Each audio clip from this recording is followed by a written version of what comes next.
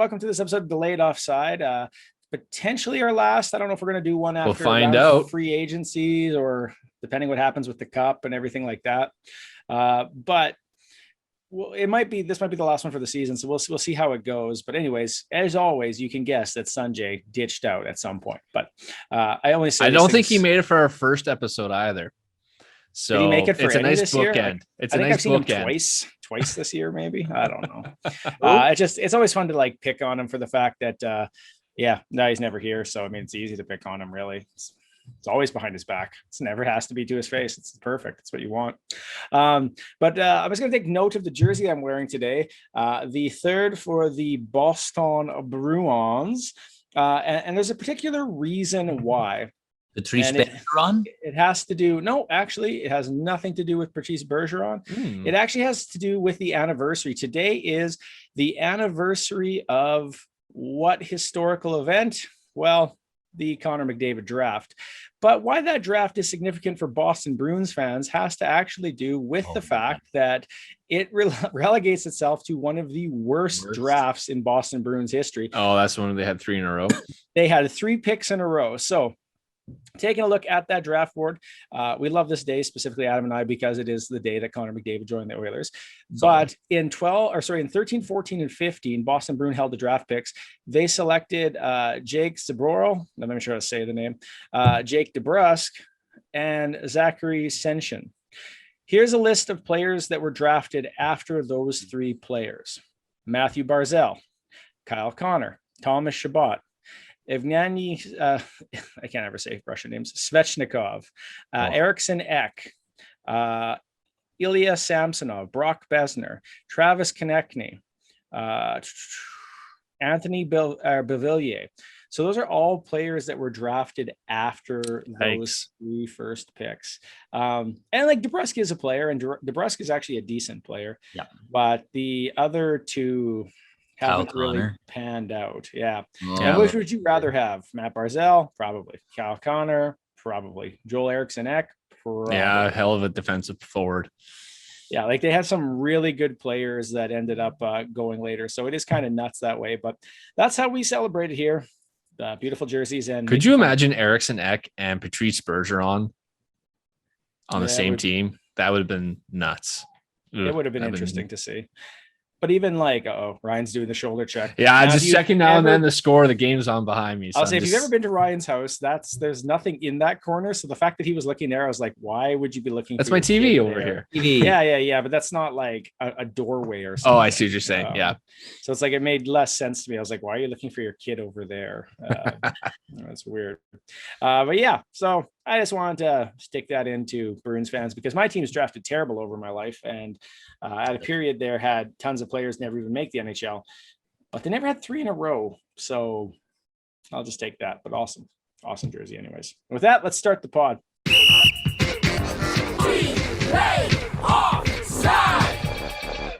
All right. Thank you for listening. Like, click, subscribe, tell your friends, find out where Sanjay is, all the good stuff here.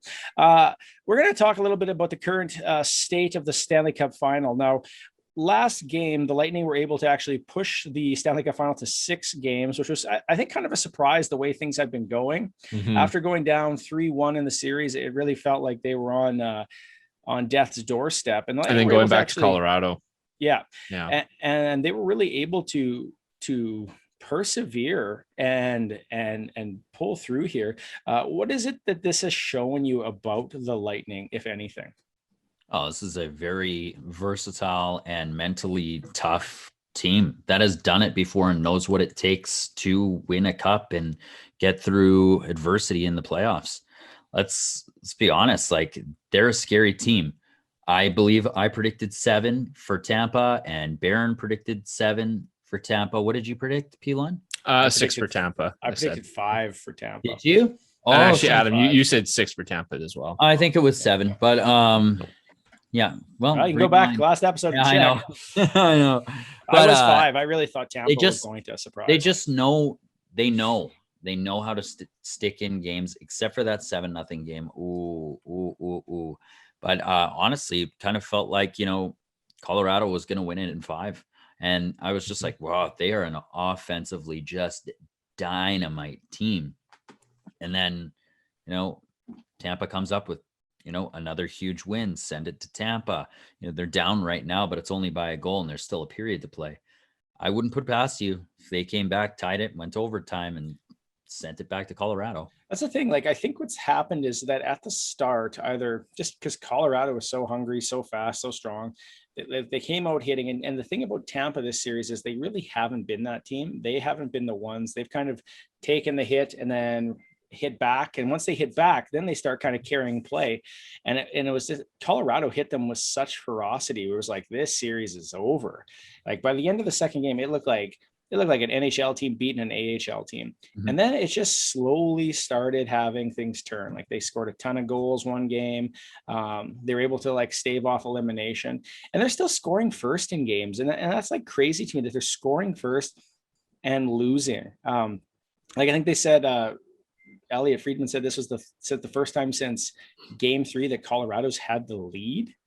Like, that's kind of nuts when you think about it, that they've been able to fight and play with that kind of level of pace and not produce, not win. Right. So, but I think the thing is, man, like, Colorado is so stacked, so strong looking that it still kind of feels like it's their cup, doesn't it?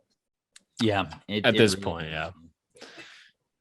Yeah, no, it does at this point. I think it'll be very difficult for Tampa to win 2 in a row here to win the whole thing.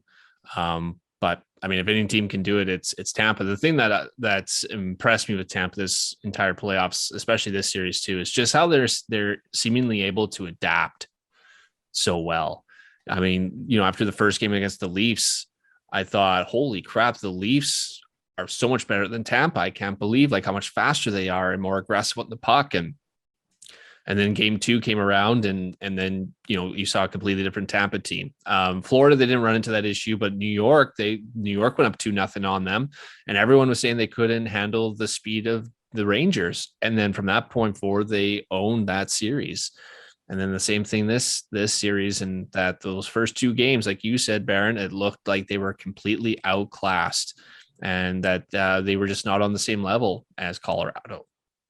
And then since that game, even though they're still down in the series, it's felt a lot more even. It's felt a lot more level in terms of the play, in terms of the shots and scoring chances. It's a lot more even now. And really, that overtime game, I mean, they were dominated in the overtime period, but I mean, 2 of these games have gone to overtime. And, if one or both of those go Tampa's way, it could be a completely different series.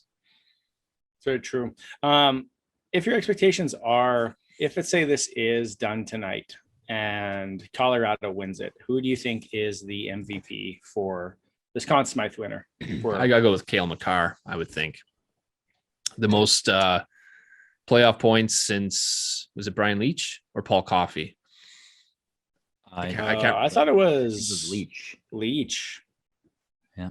I think he's still behind Coffey because Coffey's has that, like, one of those, right, because a high amount in like the 83 or 84 team. I think it's the most since Leetch, and I think he has the most points in a playoff series or points per game. I can't quite remember. Only behind Bobby Orr and Paul Coffey. I'm pretty certain that's what I read. So 2 no-name players. Good point. Yeah, very much so. So he's just phenomenal. He's a phenomenal defenseman. I say best in the league right now. And I think it's his, especially like McKinnon. Like, he's got a couple points this game, but like, it really hasn't felt like he's made a huge difference in this series. Hasn't felt like the guy, has he? Like, no, it's been a lot of role players doing a lot of committee. Yeah. Hence why Nelson's winning our draft. I would argue too that, like, if Kadri had remained uninjured, that he would be in the running as well. He was on fire and producing like crazy as well. So I think that's a bit of a dark horse pick, but I wanted to throw that in there because I thought, like, he's been dynamite. You're right. At the end of the second series, he was one of the favorites. But then he got injured, and he got the game winner coming back. So he might get some with too many men. Yeah. The score sheet has an extra man on it, which is even worse. Actually, I don't think that's as big of a deal. Like, I know people are like, it's a huge deal, but I really don't think it is. I think that happens a lot in a game. And I think that that's that, right? Like, well, there was There's- another angle where it showed there was too many men on the Lightning side as well, even though they didn't have Right. possession. That's just how it goes. And that, anytime there's a line change, it But seems if that you there's don't- too if many players on I'm, the ice. if I'm reffing Yeah. and you cross-check Adam like dirty, and I don't call it, and there's too many men, why should I call that penalty if I'm not calling the cross-check on Adam? Unless it's the reason for the goal being scored, right? Like I think that's why Cooper scored. Well, and I think that's why Cooper is also upset in that Kadri went on for McKinnon, but really early. And I think he was kind of hinting at, or basically blatantly pointing out, that the reason he got open on that pass was because he got on so quickly when he should have still been on the bench. I think that was also the concern there, was he got behind coverage unfairly. Yeah. I mean, he still had to beat the understand it. defenseman, right? Like he still had to beat Sergachev, and he did. So Yeah. whatever. It's just kind of crazy. But I mean, honestly, if you go in the history of like goals that cost teams things, it's really not even in the top. Right? Even in this playoffs, I wouldn't put it at the top of controversial penalties or missed calls. Exactly. I So. think that's the key. And it's like, to listen to them complain about this, it's like, you've had a soft walk up here, then if this is your biggest issue. Yeah. Now, exactly. if you're down 3-2 or 3-1 in the series at that point, but that's on your team as well. You didn't show up for the first 2 games. That's partially on you, right? Like you Mhm. have to take that and suffer for that. And I don't know, it's kind of nuts. If it was to go the other way and carry on to game 7, and let's say magically the Lightning do win it, who would your Conn Smythe pick be then? We'll go reverse order. We'll go to Adam now. Ooh. Yeah. You He's trying to know, add some excitement to the show without Sanjay, without Sanjay talking about random crap about like movies and his weird things hanging behind him. You know, the energy's a little different today. I'm going to say Steven Stamkos. He's been the steadiest player throughout the playoffs for them. He's scored the first goal. He seems to have found kind of that old Stamkos scoring touch, and he's scoring quite a bit. I think he's one of those guys that would be in the running for the Conn Smythe for the Tampa Bay Lightning. As a guy who had his team shit kicked by the Tampa Bay Lightning, well, who did you pick from that team, Pilon? God, I really don't know. I would say Vasilevsky, but like the series against Toronto, he really wasn't great.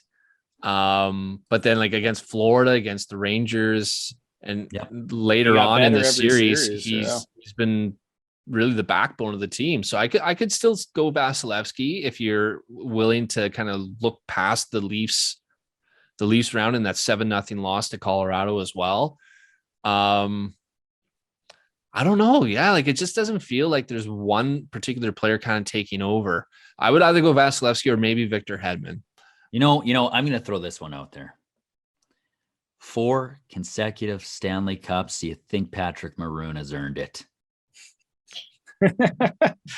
Oh God. Yeah, it's funny actually, but it's just like, I don't. Yeah, but I mean, it is funny.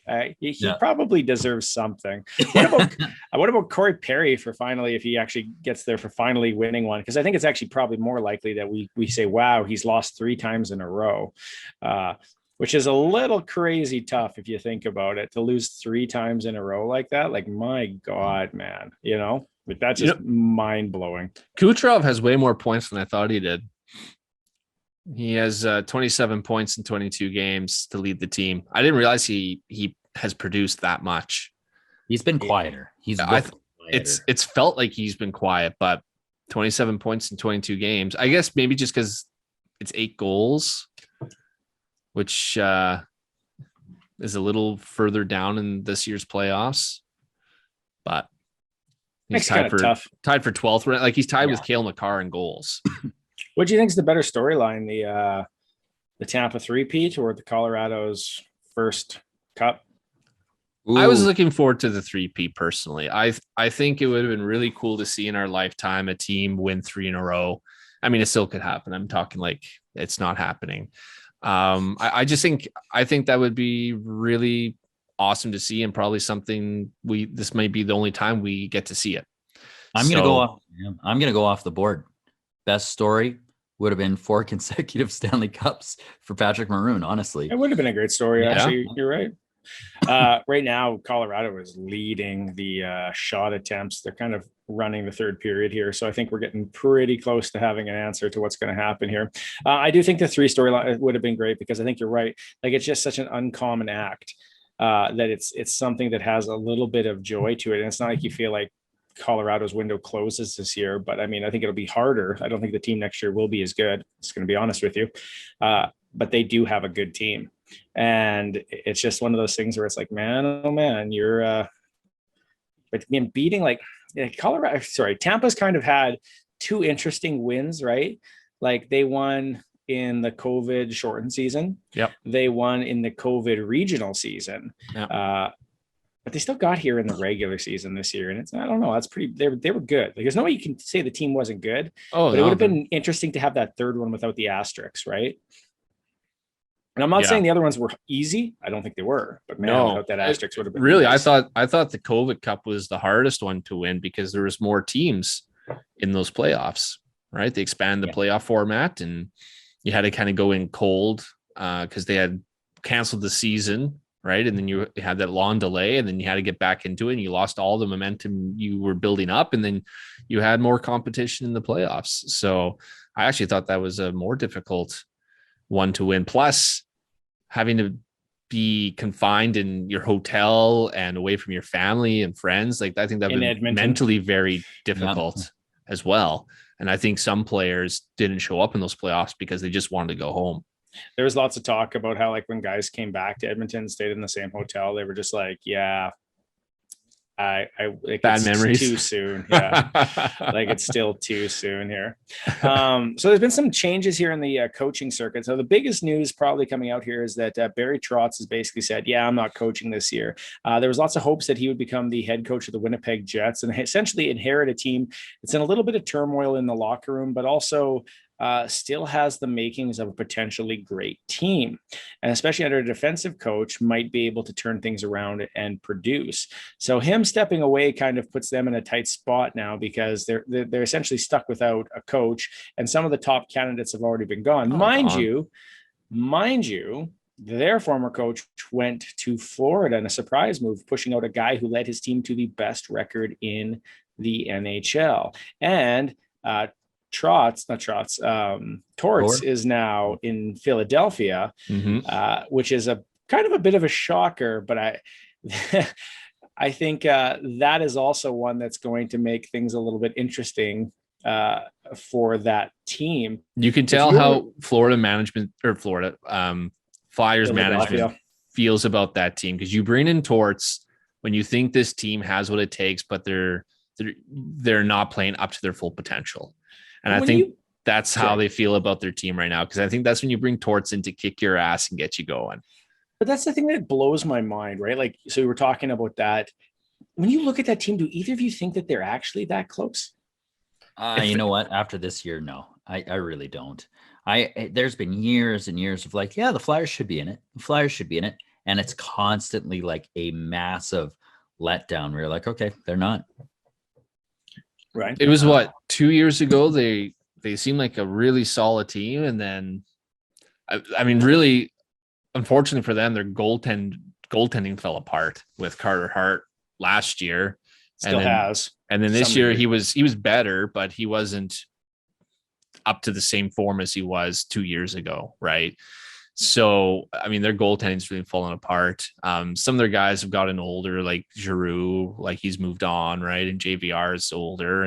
But I mean, they got some really good talent there too.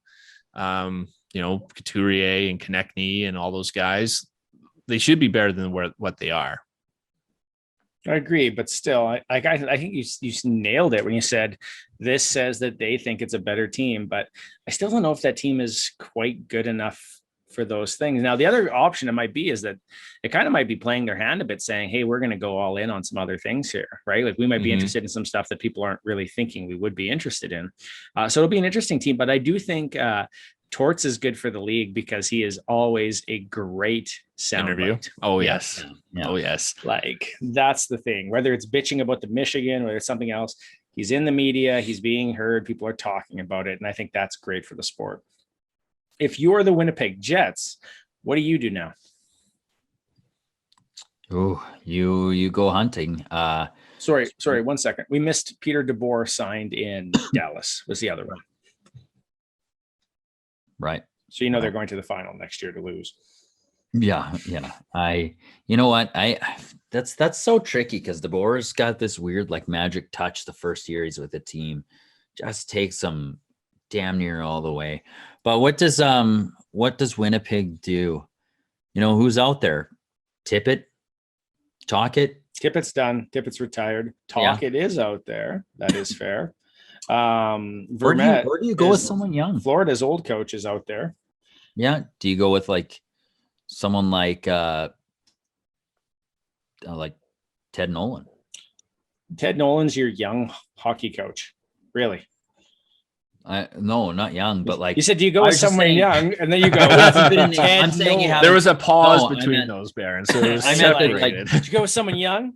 Yeah, he hasn't been in the Ted for years. Nolan. But like it's almost like the league is having this kind of turnover with more success with younger coaches coming in as well, right? And maybe with that kind of culture shift, it might be a good thing for Winnipeg. Winnipeg did have a really strong AHL team this year, like one of the better teams. They went decently far in the playoffs, so maybe that's an option. But I couldn't tell you off the top of my head who the hell their coach is down there. Yeah, no clue. But he did have a good record. Yeah. Do you another guy that kind of pops into my head is Travis Green, who did really well with the Vancouver Canucks. In the first couple of years he was there, they were competitive. It's another kind of name that popped into my head, but I wonder if the Winnipeg Jets end up moving Mark Scheifele and what they're going to get back for him. Because I can't imagine they're going to win that trade, but it sounds like by all accounts, he is not happy and they're not happy with him. Yeah.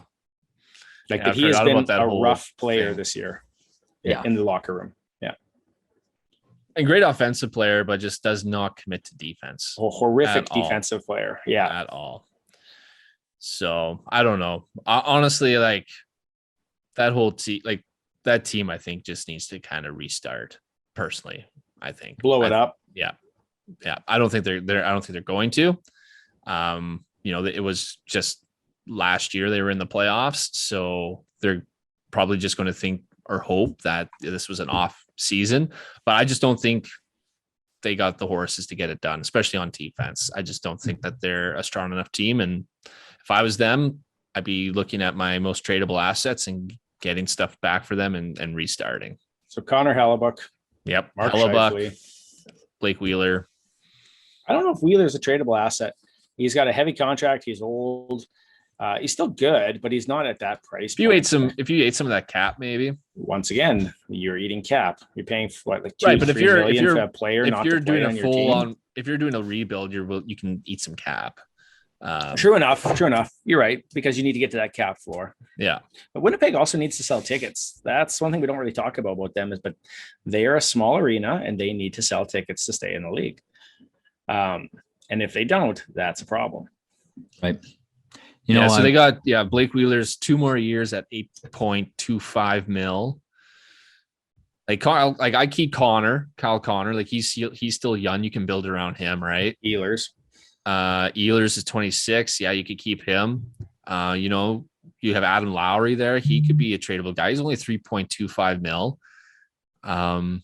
He's like 29 years old. He could be tradable there. Well, they got on defense here. Nate Schmidt is 30. 3 more years. Might be better next year. We'll see. I don't know. Yeah. Logan's 10. Brendan Dillon's 31. He's got a couple years left. Josh Morrissey's, I forgot he got signed for that long. Like he's only 27. So you got some pieces you can build around, right? You got Morrissey, you got Kyle Connor. It blows my mind that Morrissey's that old. Though he's 27. Yeah. Yeah. Come on, you interviewed him, haven't you? Yeah. Well, he played with Draisaitl with the Raiders. Yeah. 6 minutes left. Oh, dun, dun, dun. Oh shit. 30-20 in shots now. It was like dead even at one point in the that's second. what I meant. They were dominating in this third here. They're coming out strong. Yikes. To give Ryan a little bit of the mic here. So recently, Auston Matthews, star forward for the Toronto Maple Leafs, was able to, you're pointing at the wrong part of your sleeve, was able to win not only the Hart Trophy, but the Ted Lindsay Trophy. That was huge. Meaning that you now have on your team a player as good as Leon Draisaitl. That is a huge accomplishment. So we are happy for you. So I'll let you gush about what this means for the next couple of minutes before we get into our trade talk here. Well, you guys are spoiled in that you guys have had some of these the best players in the world recently, and playoff success too, and playoff success. Fair enough. We as Leaf fans, we have not had this before. There has been a Hart winner since Ted Kennedy in the 40s, I believe it was 40s or 50s. The senator, the American senator. Yeah. And I don't think there's ever been a Ted Lindsay award winner for the Leafs ever. And which is kind of crazy when you think about it. They're one of the oldest franchises in the league. The Leafs just have never really had that top player ever. And so this is huge. This is huge for the Leafs, especially after losing a first round series. It's kind of nice to have something to celebrate. And that's having a guy who was voted on as the MVP of this past regular season. And I was actually really surprised he got the Ted Lindsay award. Biggest reason being you saw that player vote come out, or that poll by the players. And when they were asked like who is the most talented player in the league or hardest to play against or whatever it was, Auston Matthews' name wasn't in there. And so there's a lot of digging at Leaf fans that you think he's going to be MVP, and none of the players think that of him. And so I really thought it was going to be Connor McDavid winning the Ted Lindsay, and I would have still been happy with Matthews winning the Hart, but I know there would have been the argument, well, he only won it because of the Toronto media, and there's a bias there, right? So I would have said those things to you. I'm sure you would have. So with him winning the Ted Lindsay, and his peers also agreeing that he was the MVP of that regular season, it just makes it an undeniable fact that he had the best regular season of any player in the NHL. And there was a lot of great seasons. And I Connor McDavid could have won, and I could have totally accepted that. Yossi, Makar, Shesterkin, all those guys, fantastic seasons, Draisaitl. But Matthews had a season that we haven't seen since Lemieux in the amount of goals he was putting up. 50 goals in 50 games, over 60 goals, 100 points in season, especially since he missed a lot of time due to injury and suspension. It was just a really amazing, fun season to witness, and now to be able to appreciate the fact that it was so special. So, and to be honest, growing up, I always said Doug Gilmour was the best Leaf, at least in my lifetime. And he finished second in Hart voting one year and won a Selke, and he had some fantastic seasons. This is now the best Leaf player in my lifetime. He hasn't had the playoff success yet, but that's more of a team thing. But I think he will need to get this team a few wins in the playoffs to be able to actually legitimately be called one of the best Leafs of all time, if not the best Leaf. But he's well on his way. Well, since we're talking about what's going to happen in the future here, we're gonna do a little bit of a game where we're going to talk about a re-signing, a free agent, and a trade for our teams. Now, Adam and I are both Oilers fans, so we're going to do it, but I'll do mine separately based off what Adam's picks. So if he signs a player, I'll do something different. I've got some different routes in my head planned out. And then because Sanjay is not here because he's still hurting from the Battle of Alberta spanking, he is going to, we're going to each take a part of that. And I think Adam's going to cover the Flames. Which part again was it? Free agent. You're doing free agents. Pilon's doing re-signing because he's a coward, and I will do the trade, which I've had a couple ideas. Anyways, so we're gonna start off with this off-season prediction as we head into it, because it really is the next big thing after the Stanley Cup is decided in the next, according to this, 3 minutes. So let's start with your Edmonton Oilers. Adam, what is your re-sign? Who is your re-sign? Who is your free agent? And what is your trade? Okay, my re-sign is Brett Kulak. I think he was a solid showing on defense. Kind of made every pairing better that he played on, or at least steady. I think he is kind of that utility defenseman that we need and can depend on, and not have to feel nervous about when he's on the ice. You saw what he did with Barrie. Man, they were unnoticeable, which was perfect. He made Barrie better in my eyes defensively. What is your free agent that you are going after? My free agent that I'm going after is Nazem Kadri from the Colorado Avalanche. He's got the pestiness to him. He's got that two-way game. He's producing like he's never produced in his career before, and that kind of complements the that gives you the ability to put Nugent Hopkins on the wing as well, and strengthening that center core of your group. All right, and lastly, a trade. Oh, my trade would be, let's see, Zach Kassian, and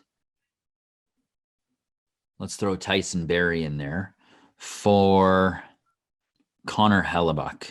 I'd probably toss a pick in there as well. I think you're going to have to toss a pick in there as well.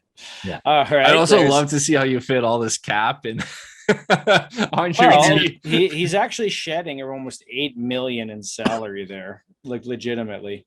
With those two players, right? Plus, you bringing in Nazem Kadri and Connor Hellebuck. Fair enough. Hey, you said Winnipeg would hold on to money, Ryan. Okay, those are your words. Yeah. We're just playing 50%, off your right? rules. Yeah, exactly. They want to hit that floor, that salary. That's okay. Floor. I'm not being realistic with any of my choices either. So, oh god, it'd be like trade for Crosby, sign Wayne Gretzky. No, Ryan, stop. Yeah. Okay, let's hear Ryan. I didn't think mine were that bad. No, I thought yours was good. Ryan Pilon's Maple Leaf offseason. Yeah. All right. I guess I'll start with the re-signing. I like to re-sign Jack Campbell.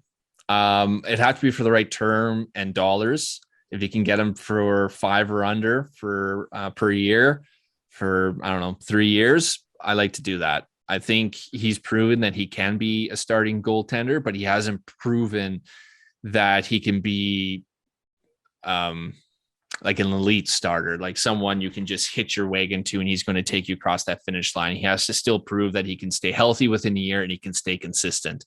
However, I would say, especially with the free agent goalies that are out there, other than Darcy Kemper, I really don't see anyone who I would say is heads and shoulders better than Jack Campbell. So I'd like to re-sign him. Plus, he's a really nice guy, fantastic teammate. I'd like to have him back. Then continuing with the goaltenders for a trade, I like to trade for Varlamov with the Islanders. Interesting. 1-year goalie. One of those reading the 1-year goalie. Injury riddled goalies again, eh? He's one of those guys that he's put up consistent numbers over the years. His cap hit is doable, especially if the Islanders are willing to take back or keep some of that cap hit.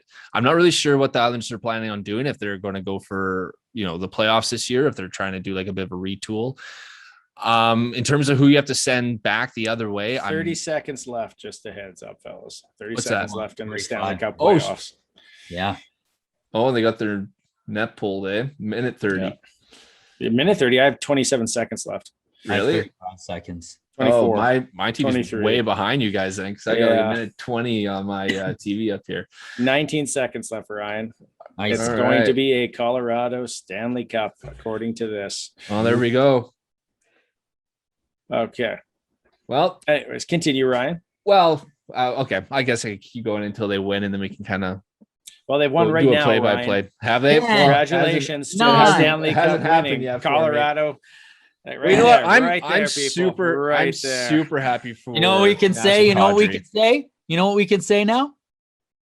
If Edmonton met Tampa, we would have won the cup. Ha, yeah, right. That's exactly what Maple Leafs fans would be saying if Tampa won against. Yes, Corey good Perry, for Colorado. 3-time loser. Yeah, I don't see how you guys got swept by Colorado, yet you would have beat Tampa, who took them to 6. That you know what? doesn't quite make sense to I'm me. pumped because my sister's best friend is cousins with Josh Manson. I can't believe how far behind my TV is Good for them. compared to the live It stream. literally says My TV still has a Stanley minute Cup 15 champ. less left. The last play, the guy dumps the Colorado. puck wide towards the That's crazy. the Lightning net. The Lightning player pushes it, and the player has to skate for it, and then it's There we go. basically over. Well, I'm super pumped for Nazem Kadri. That's awesome. I really enjoyed watching him when he was with the Leafs. It was too bad everything that happened with him with the Leafs. Everyone's pissy right now that Dubas made that trade, and I never thought it was a good trade in the beginning, but it was a trade I still think they had to make because of what he did in the playoffs. But I'm really happy for him. That's Hey, great and to this see him year in the he cup. was the guy that got injured. True story. Yep. Okay, continue on with your thing, and then we'll wrap up the Stanley Cup stuff. Okay. Where was I? Oh, so I don't know who I would have to trade. Maybe you have to trade Muzzin the other way or Kerfoot to kind of make that money work. And then it just depends on, if they're kind of like rebuilding or if they're trying to be contender, like what they would want. But anywho's, I like to get Varlamov. So now you're secured with Varlamov and Campbell in net. I think that's a pretty solid tandem. And then I think Mrazek. We still have Mrazek. Yeah, well, we'll be getting rid of Mrazek. I don't either buy out or trade him off. And my free agent signing, I think it's time to move JT to the wing, and I want to throw in a power forward center in that top 6, and we're going to pick up Andrew Kopp. Nice. It's a good grab.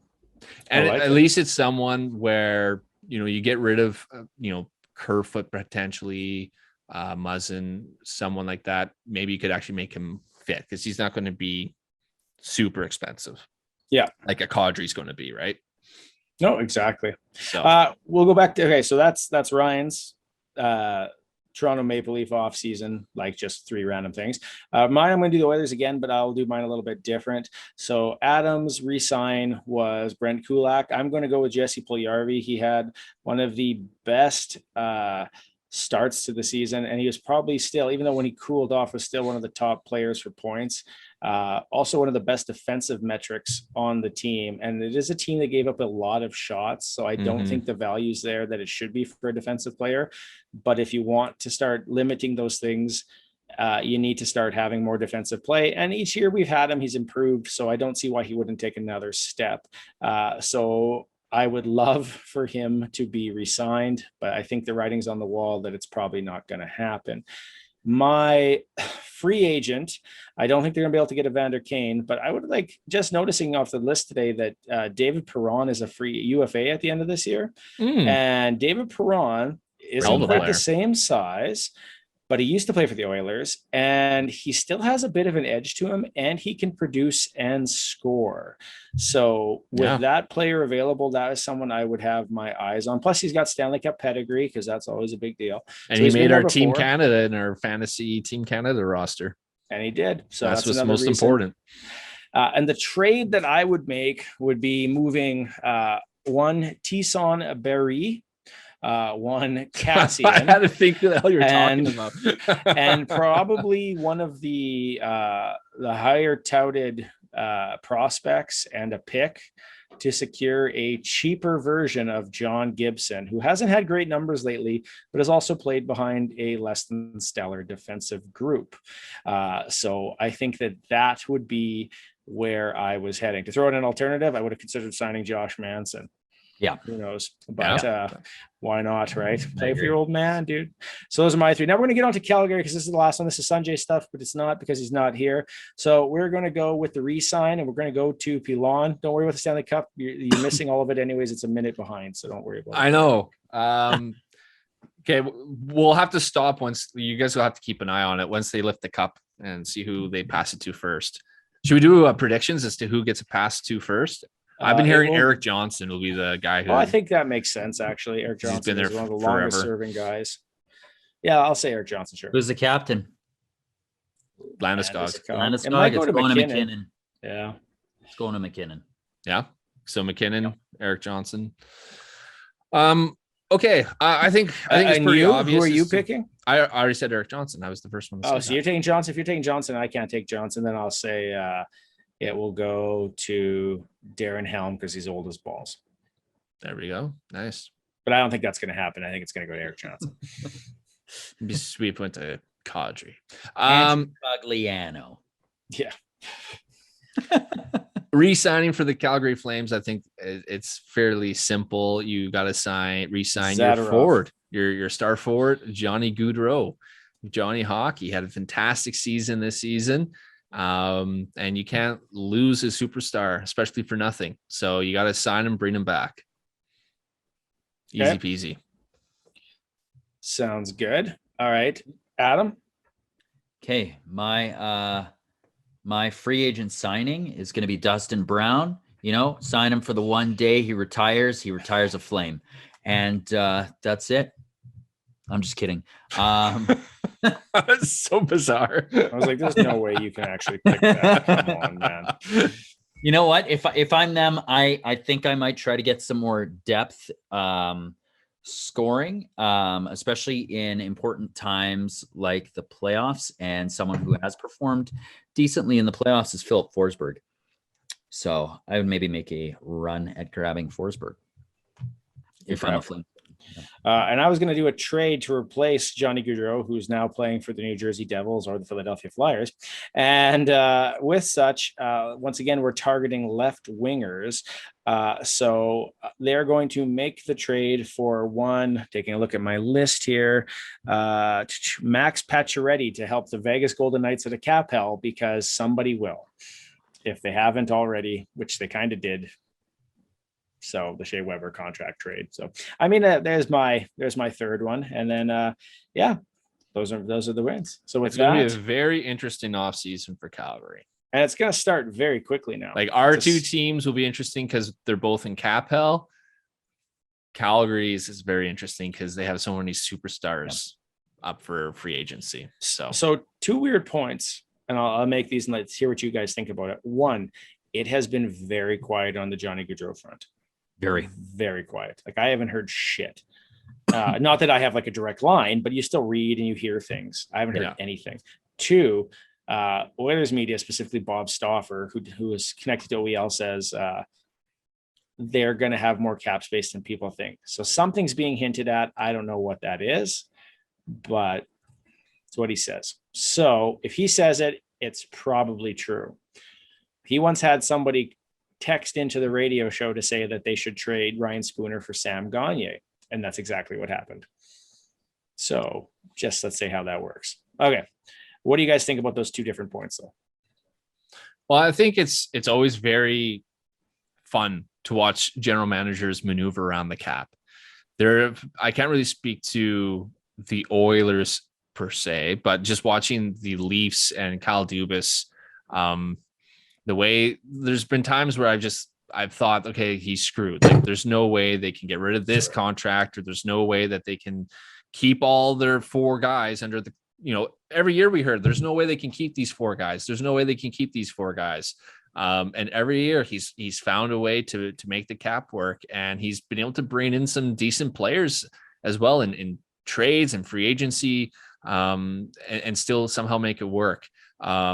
Like that, I was talking about that Nazem Kadri trade. I didn't like the trade, but I thought it was very, very creative, and how he was able to bring in Tyson Barrie for like $1 million. I think he was paying for, right?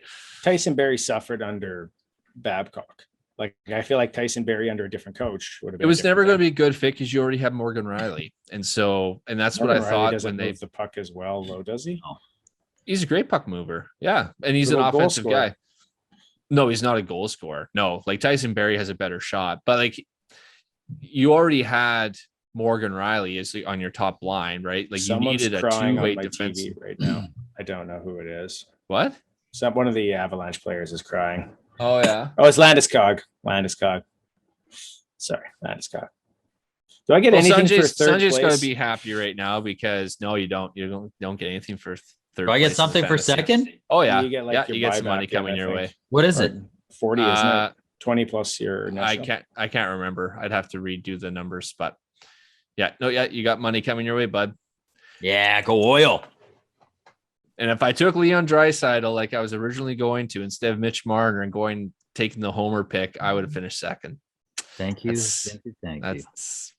What happens when you pick with your heart, not your head. If the Rangers hadn't hit Crosby in the head, I would have probably also done much better. Yeah, that's true. Conn Smythe is about to be handed out. So continue talking and I'll let you know. Okay, yeah. Also, Pilon, I would like to say, when you pick with your heart and not with your head, pays off sometimes. Yeah, I suppose. Yeah, he did it. Yeah, it worked out. It's worked out for him. Yeah. The thing is, like, Adam's done this twice and had success, but I remember there's never been actually many other years he's been able to do this. No, because the team never makes the playoffs. There's been some horrible ones.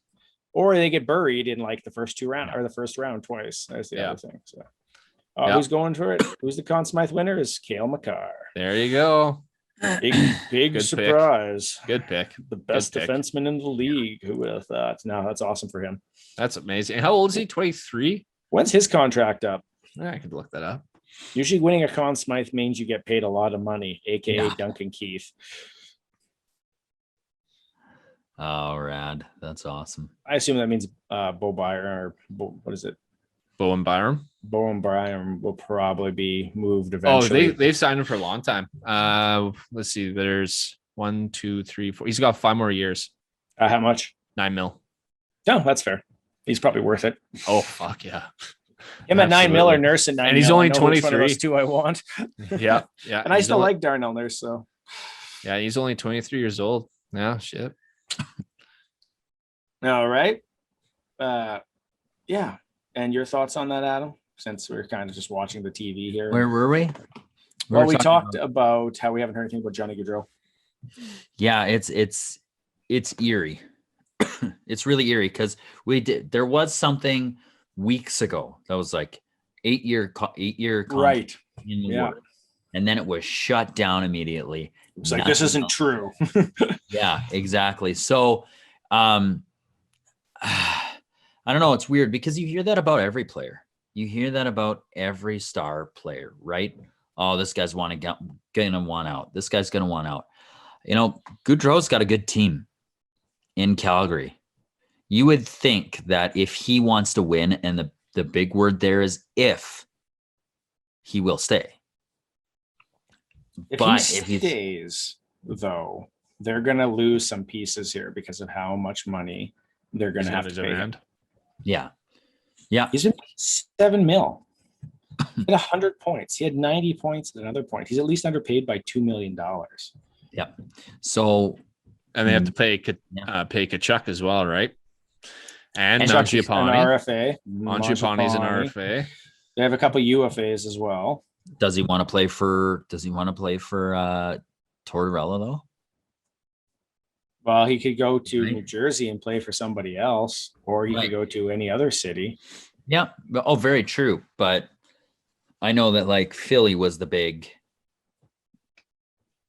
shining star there for him, right? Philly's the rumor because he liked to post where someone said trade for Johnny Gaudreau or we want to sign Johnny Gaudreau, and he liked it. And it's just like, oh, it's such a dirty ass move. But 100% that's what it was. Yeah, exactly. Come on, pick up the damn cup already. McKinnon and Landeskog are just holding each other. Why is Daly handing it out? My assumption is because Gary Bettman's getting ready. He's getting old and he's getting tired of people booing him. Oh, that's tradition. Oh, but he's old enough that he might be gone. Like, he might be gone in the next couple of years here, which means we have a chance for a Canadian team to win the cup again. That's right. Bettman's league, right? Mm-hmm. I don't know. That would be weird. He came in after 93, right? He came in after 93. Yeah. Yeah. There you go. Hence the conspiracy theory. Yeah. And statistically, like they said, it should happen at some point. Okay, Landeskog's getting the trophy. This is exciting, riveting play-by-play podcast. I'm excited because I can't actually see this in your time. They just brought out the cup on my TV. They just pushed them out. They're all excited. The fireworks are going on behind Daly. Daly's on fire. He's screaming. They're rolling him on the ice. They're kicking ice on him. Landeskog's lifting it. He's happy. He's hell. He's screaming. Kiss. Oh, yeah. Kisses it again. Oh, somebody's cruising around him. This woman's crying in the audience. He's loving life. He's so happy. He's like, I'll never raise this again. And I'm never And passing it to he's handing anyone. it to number 6, Johnson. There you go. There you go. He's been there a long League time. is so predictable. Best part is that when I said number 6, neither of you knew who I was talking about. Nope. We're all like, we like hockey. We're like, who the hell's number my 6 on Colorado? Yeah, Yeah, I do not memorize jersey numbers. I do not as well. All right. Well, to wrap this up, one last question before we head into the offseason here, a potential offseason. If we do like a free agents or a post-free agent reaction video or something, I don't know. We'll see what That'd happens be on. sweet. We also have like a Team Canada thing we planned a while ago. We haven't been able to do because of Sanjay now, because of like things being Never a little being iffy. here. Be a little iffy on Team Canada's side. But which goaltender will Pete DeBoer enjoy knifing more on a regular basis? Jake Ottinger, or who's the other guy? It's not Holtby anymore. Holtby's a free agent, I believe. Definitely the ghost of Ben Bishop, I guess. I don't know. Oh, he's gonna ruin Ottinger. You think so? I don't know. He didn't ruin. Well. Yeah, never mind. I ain't saying shit. He's killed a couple. Ottinger and Scott Wedgwood is there. Oh, Wedgie. I actually don't mind Scott Wedgwood. I think he's a decent goalie, to be honest with And you. then Holtby was on IR. It's just tough for Wedgwood to play with a knife in his back. You know what I mean? It's just always hard. All right, with that, this wraps up this episode of Delayed Offside. Sorry for all the boringness in between, but the rest of it is pure, nonstop, adrenaline rushed action. Like, click, subscribe. That's it for the season, boys. I'm gonna miss you guys. Pilon's pylon is going to be one of the Pilon's pylon is going to be one of the next segments we do next year, where he talks about which player got owned in a particular thing. Willie's weigh-ins are actually going to start doubling. He's going to do one for every Canadian team because he's got the time for it. Yep. Sanjay's going to make 7 appearances, and I'm going to get a deeper voice, like a more tenor voice. Welcome to Delayed Offside. Or your cat's going to be the next host. Yeah, probably. That's more likely. Thanks for tuning in. We'll see what happens during the summer, see if more stuff pops up. But like, click, subscribe, keep asking us questions. Feel free to keep sending angry messages over the internet. Much love. I'm Baron. I'm Adam. I'm Ryan. This is Delayed Offside. Thanks for listening.